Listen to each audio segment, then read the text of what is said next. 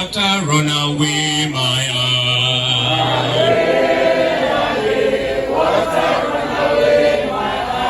When I remember our struggle, water run away my eye. Water run away my eye. Aye, water run away my eye.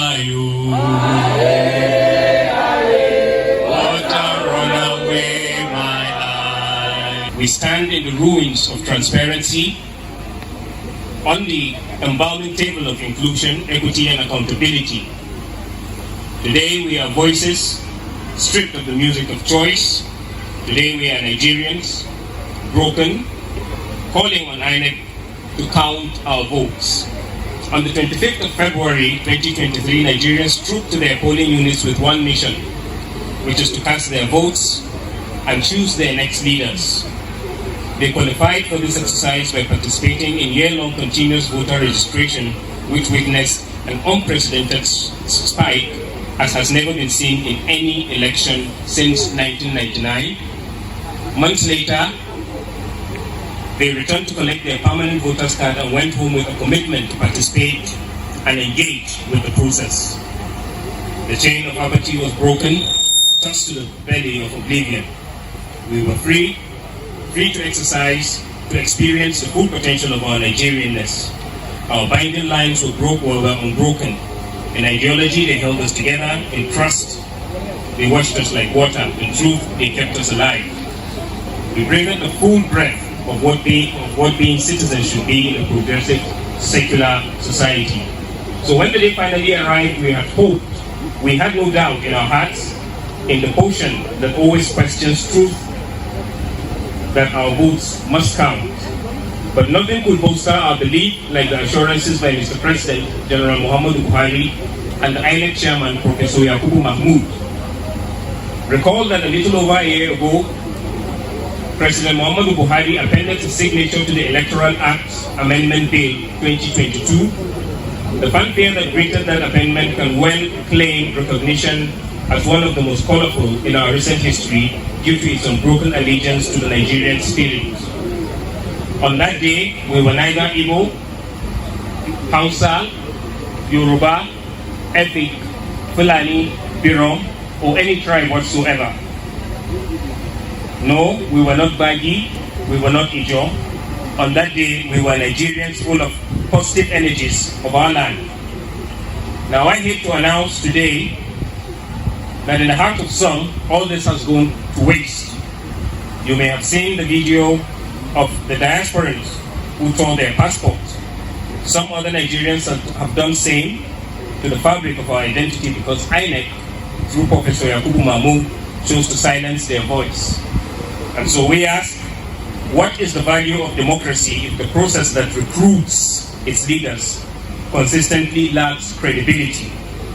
Perhaps the answer is at the International Conference Center where Professor Yakubu Mahmood began, sustained and concluded collation and declaration of a candidate as winner of the presidential election based on falsehood, contravening its guidelines and electoral act. It is most disturbing that this was done in the full glare of the world. Never has our democracy been so sorely abused by any citizen in either public or private service.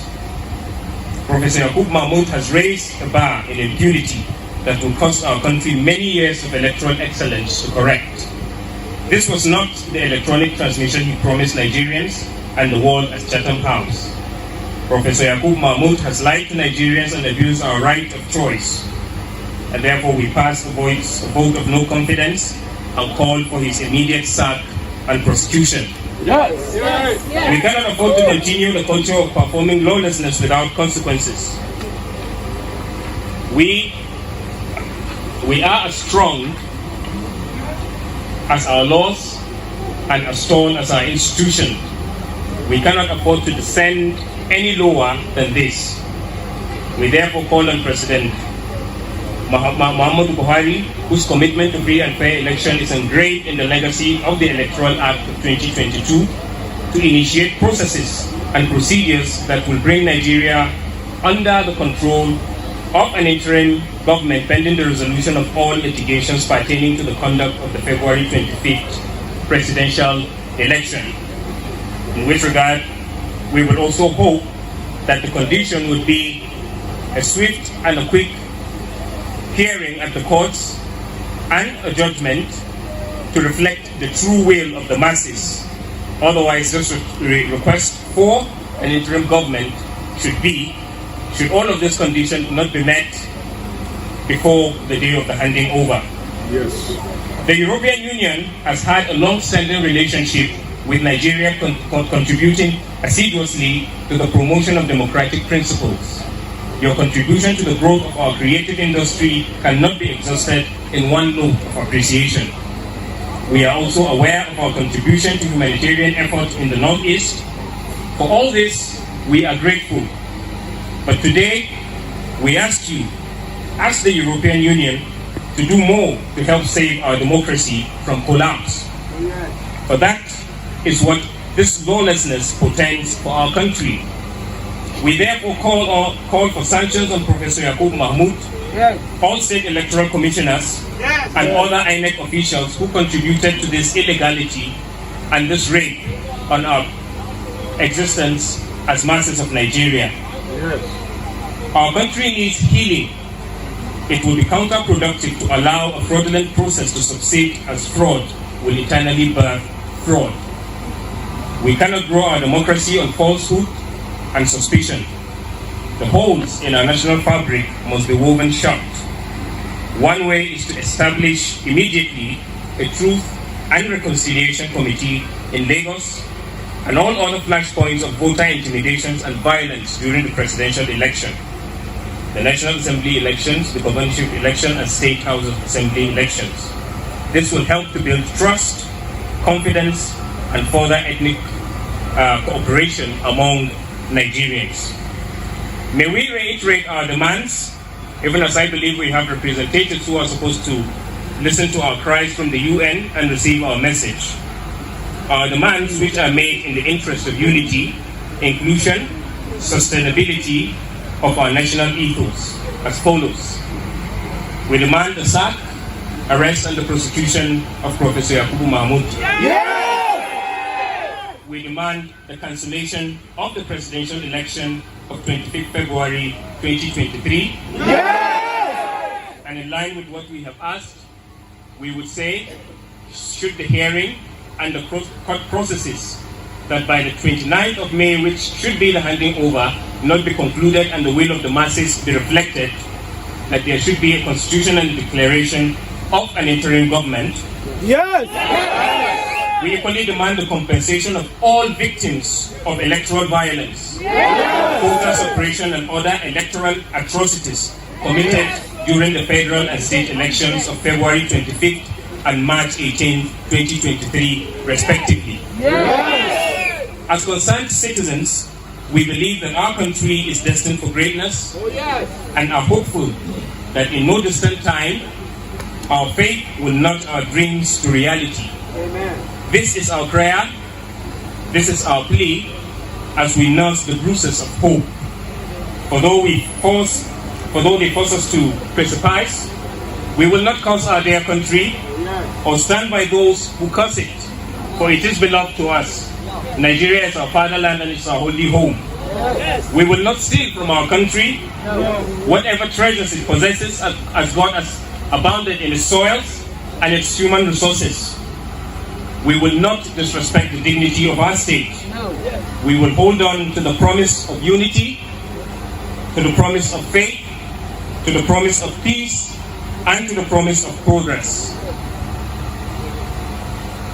And in our normal tradition, here we stand as our demonstration of solidarity to our dear state, Nigeria, and to our commitment to the message we carry, to our undauntedness, to our lack of despair, to our hope in our country.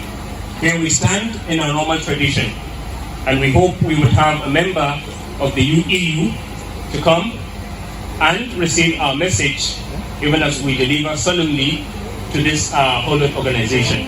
Here we stand, Nigerians.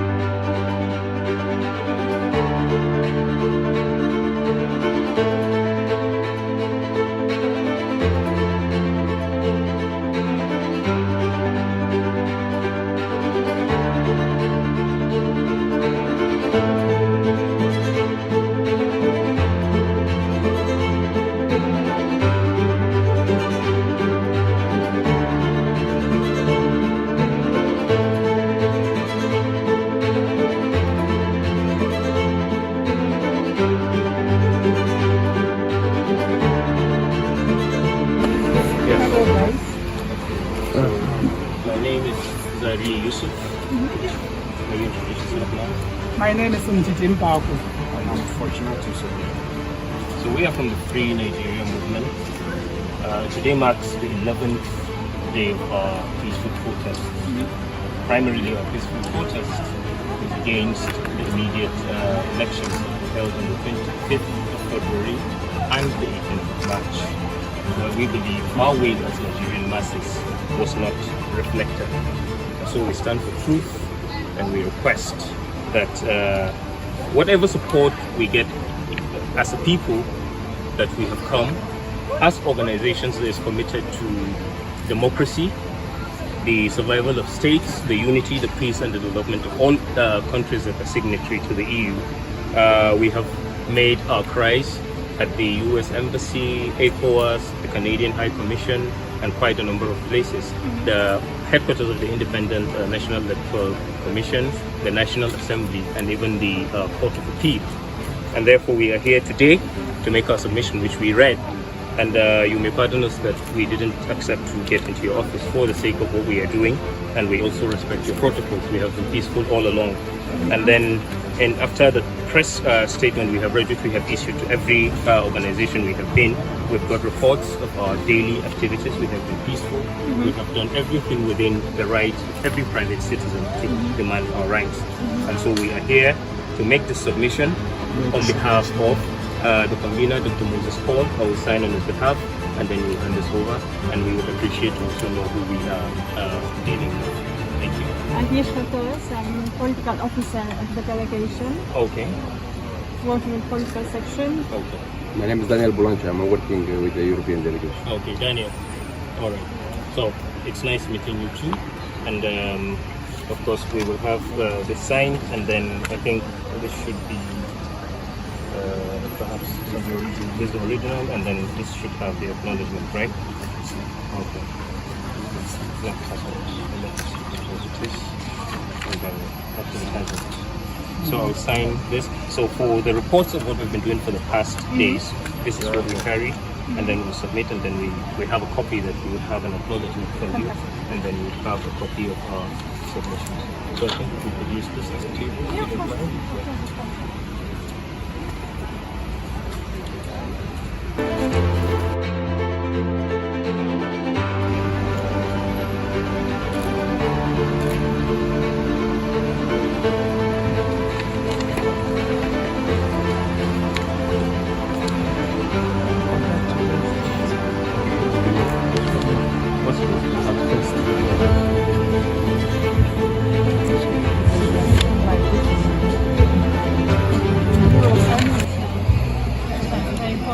Yes, so basically it's a report of what we've been doing. From the first day we started talking about for INEC. Okay. So all the reports. Okay, fantastic. Great. And presidential from presidential gubernatorial? Yes, presidential. Okay. Okay. This perhaps we may just look at an acknowledgement. Yes.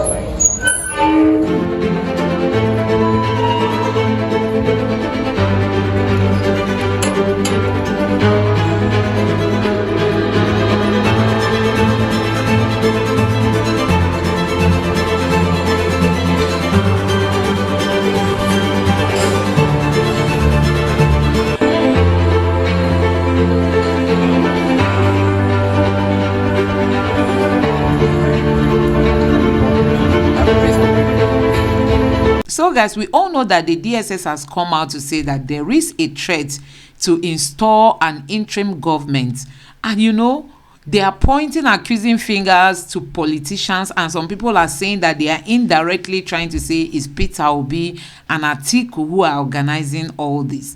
We know that these protesters have come out to, you know, make it clear to the entire public that they are not representing any party.